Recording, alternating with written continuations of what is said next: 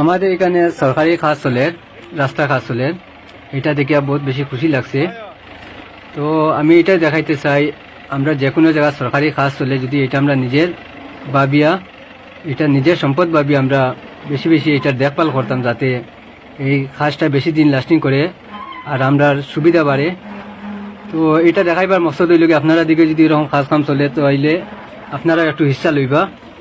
তো আমি চিন্তা করে দেখলাম আমি একটু এই রাস্তার লাগে হিস্সা লই, যাতে এই রাস্তার প্রতি বেশি মায়ামব থাকে। এর লাগে আমি নিজে স্বয়ং এই রাস্তার লাগে সামান্য হিস্সা লইছি।